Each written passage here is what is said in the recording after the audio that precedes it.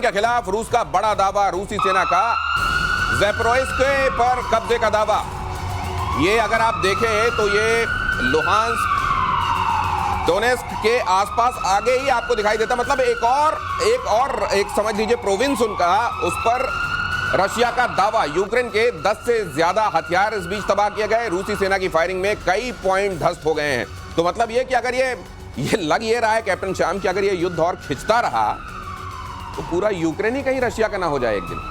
देखिए, जो रशिया कह रहा है वो उसके हिसाब से उससे 4 रीजन्स पे अपनी पकड़ रखनी है। ये रशियन भाषी प्रदेश हैं और इसलिए वो चाहता है कि ये डॉनबस का और जो ज़ैपोरिज़्ह़ है, और ये ज़ैपोरिज़्ह़ का ही जो पार्ट है जो आप कह रहे हैं, और उसके साथ वो खेरसोन, तो उसके साथ देखिए उसके जो पोर्ट्स हैं, मारियापोल हार्बर है और अजोव सी के साथ मेडिटेरियन में उसका संबंध बनता है ब्लैक सी से। तो ये 4 रीजन पे अपनी वो पकड़ रखना चाहता है। और उसने जो सीज फायर की बात कही है उसमें उन्होंने कहा है कि मुझे डॉनबस के रीजन दे दो, और जहां पर भी अभी हम खेरसोन और ज़ैपोरिज़्ह़ में हैं वहां पर हम अपनी कार्रवाई रोकेंगे। तो ये धीरे सुमो को वो देने के लिए तैयार है। आपको याद होगा 2022 में जब लड़ाई शुरू हुई थी तो वो 6000 स्क्वायर किलोमीटर की लैंड वो वापस करके चला गया था। उसने सोचा हमें हार मारनी, एक्चुअली उनको वो लैंड नहीं चाहिए, उसको स्कॉच अर्थ कर दिया है उसने। तो इसके ये जो जहां की जरूरत है, जहां पर पकड़ है, जहां मनोबल तोड़ना है, वही की बात करता है। नहीं, मुझे ये लगता है कि यूक्रेन को अब इससे फर्क पड़ेगा कि उसकी और कितनी जमीन रशियन कंट्रोल में चली जाती जा रही है।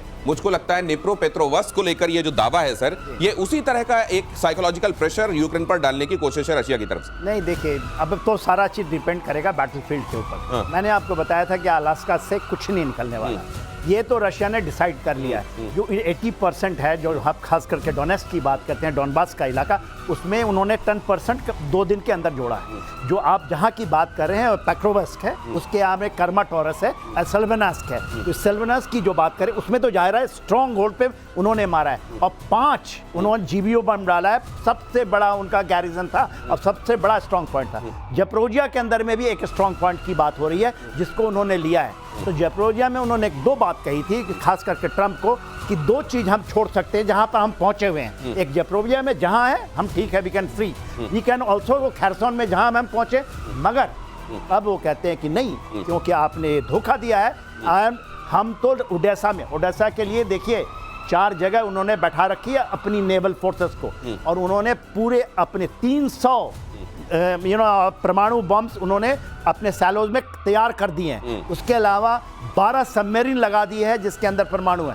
तो देखिए, ये पूरा का पूरा है एब्सोल्युटली जो भी है यूरोप के अंदर में, क्योंकि ईस्टर्न यूरोप से उनको थ्रेट आ रही है। ये तो देखिए, हम मॉपिंग ऑफ ऑपरेशंस कहते हैं इसको। तो सर ये बताइए कि क्या ये वाकई अब न्यूक्लियर थ्रेशोल्ड को किसी भी समय लांघ सकता है? इसलिए पूछ रहा हूं क्योंकि ये खबर देखिए, रूस यूक्रेन की सर्दियों में विध्वंसक युद्ध की तैयारी है। यूरोप में परमाणु घमासान शुरू हो सकता है।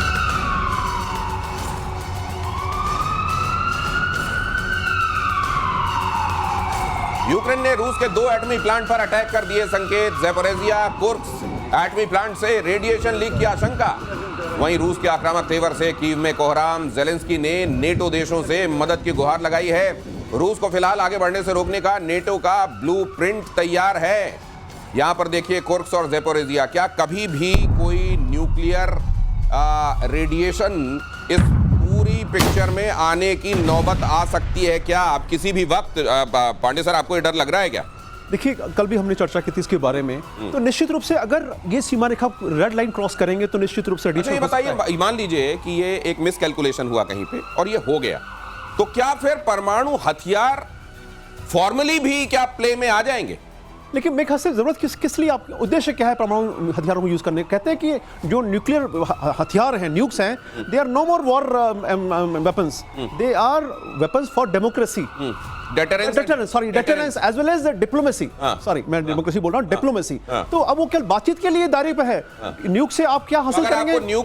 बगैर न्यूक चलाए न्यूक वाला खौफ करना है तो आप कहीं के परमाणु संयंत्र को टारगेट कर दीजिए या उसके आसपास बम पटक दीजिए, वो वाला खौफ आपका। लेकिन मैं दावे के साथ कहता हूं कि दोनों ही पक्ष, मैं दोनों पक्ष इसलिए कहूंगा कि रशिया और यूक्रेन और उनके साथी ये न्यूक्लियर आर्म की तरफ नहीं जाएंगे, क्योंकि उनको पता है कि इसका क्या फल होगा। की तरफ न जाएं, लेकिन परमाणु संयंत्रों को निशाना बनाकर क्या ऐसा कुछ हो सकता है कि दूसरे वाले पर मेंटल प्रेशर डालने के लिए हो जाए? और क्या यहीं से कुछ फिर वो एस्केलेशन की तरफ बात जा सकती है कैप्टन श्याम?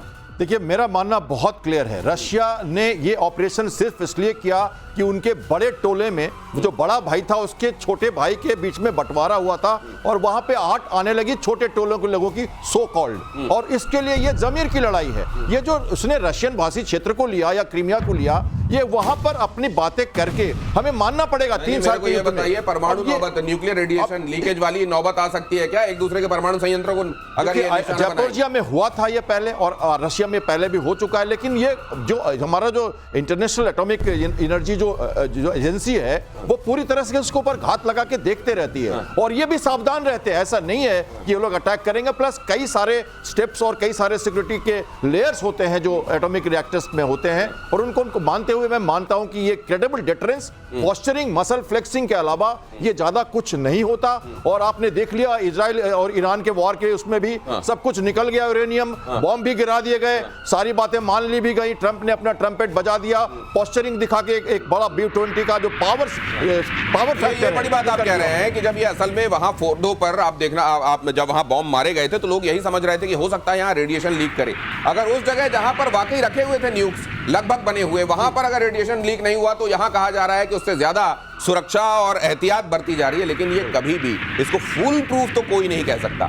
अगली खबर देखिए, द गार्डियन के दावे से यूक्रेन में हड़कंप, जेलेंस्की को लेकर लंदन में साइलेंट कैंपेन। मकसद है जेलेंस्की को यूक्रेनी राष्ट्रपति पद से हटाना। मार्च में ट्रंप और जेलेंस्की में हुई थी बहस।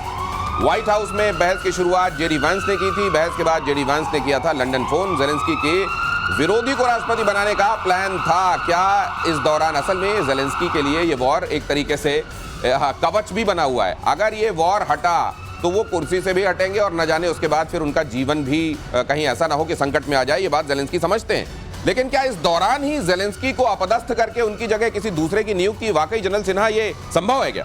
संभव तो पूरे, देखिए वहाँ के जो चीफ हैं वो अभी लंदन में, वहाँ पर उनके एम्बेसडर हैं वलेरी जेलोजनी, वो हैं वहाँ पर। तो उनसे बात करने के लिए तो जेडी वांस ने ट्राई किया था, उन्होंने फोन नहीं उठाया। मगर उनके और जेलेंस्की के बीच में बहुत ज्यादा डिफरेंसेस हैं। Military, you know, the how to military has to be used, governance के ऊपर में। मगर आज की जो परिस्थिति है, क्योंकि यू नो आप लेके चलिए, Ukraine has lost this war, कहना कि यू नो यूक्रेन लड़ रहा है, Ukraine has lost this war, तो इस समय किसी को आकर के इस तरह से बैठाना वो शायद नहीं मानेंगे, क्योंकि वो तो आर्मी चीफ रहे, 2 साल रहे, मेजर लड़ाई लड़ी है, इंक्लूडिंग 2 सक्सेसफुल काउंटर ऑफेंसिव। वो उनके चीफ थे वलेरी, और वहां से चले गए हैं। तो उनको लाना, और उनकी जो रेटिंग्स है यूक्रेन के अंदर बहुत ज्यादा, everyone wants, and he is a very good man and he is a very good personality. खैर आज के दिन में इस परिस्थिति में कोई हारते हुए पक्ष में जाकर के पूरा का पूरा रिस्पॉन्सिबिलिटी कोई नहीं लेगा। Zelensky has to go. इस बीच हम उस खबर की तरफ ही आगे रुख करेंगे। उदयगिरी और हिमगिरी भारत की कमीशनिंग ये बड़ी महत्वपूर्ण है, और असल में यही लाने के लिए आपके लिए प्रोटोटाइप लेकर आ रहे थे, और इसलिए थोड़ा विलंब हुआ इनको, ये समझाएंगे आपको। लेकिन उससे पहले देखिए जरा रूस की सैटेलाइट से पश्चिमी देशों में हड़कंप। अगली खबर, रूस ने 4 नए सैन्य उपग्रह लॉन्च किए, मॉस्को से लगभग 800 किलोमीटर की दूरी से लॉन्च।